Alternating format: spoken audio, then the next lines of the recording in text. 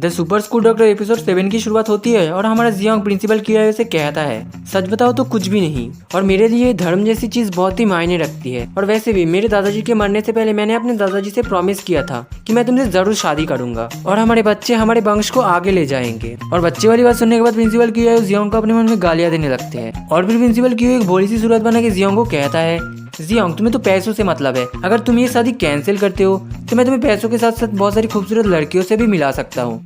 जिसे सुनने के बाद जियोंग कहता है, ये बात उतना बुरा भी नहीं है, लेकिन मेरे मन में एक सवाल है, तुम मुझे कितनी खूबसूरत लड़कियां दे सकती हो? और वैसे भी मैंने पहले ही तुम्हारे स्कूल के सारे खूबसूरत लड़कियों के साथ भागदौड़ कर लिया है और मैंने उन लोगों के साथ रहते हुए समझा है कि तुम्हारे स्कूल की सारी खूबसूरत लड़कियां बादलों को छूती है और उनके बारे में मैं क्या ही बताऊं।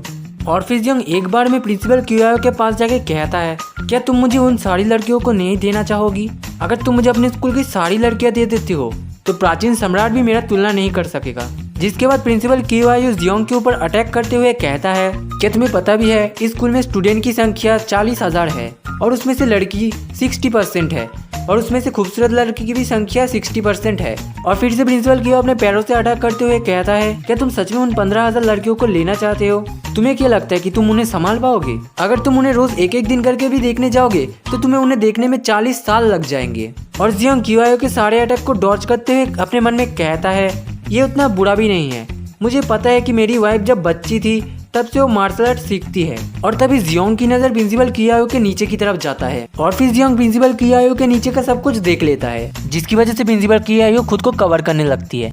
और जियोंग ने उसका नीचे का सब कुछ देख लिया था, इसलिए वो गुस्सा होकर जियोंग को फिर से मारने जाती है। और फिर से प्रिंसिपल कियायो जियोंग को एक लात मारने की कोशिश करता है, लेकिन हमारा जियोंग उसे डॉज कर लेता है और अपने मन में कहता है, सच में ये बहुत ही फास्ट और पावरफुल अटैक था, लेकिन तुम अब भी कमजोर हो। तुम्हारा जो दूसरा पैर है ना, तुम जिस पे खड़ी हुई हो, वो बहुत ही कमजोर है। और जियोंग ऐसा कह के उसके पैर में हल्का सा टच करता है, जिसकी वजह से प्रिंसिपल कियायो उसके बेंच पे जोर से जाके गिरता है। और फिर जियोंग प्रिंसिपल कियायो के पास जाकर उसके पीछे से दोनों हाथों को पकड़ लेता है। जिसके बाद प्रिंसिपल कियायो जियोंग से कहता है, मैं बचपन से मार्शल आर्ट सीखता हूँ, मेरा स्किल बहुत ही बढ़िया है और मैंने कभी सोचा नहीं था कि मैं तुम जैसे किसी के साथ हार जाऊंगी। और फिर प्रिंसिपल कियायो जियोंग से फिर से कहता है, जियोंग अब बहुत हो, आप मुझे छोड़ दो वरना मैं तुम्हें नहीं छोड़ूंगा।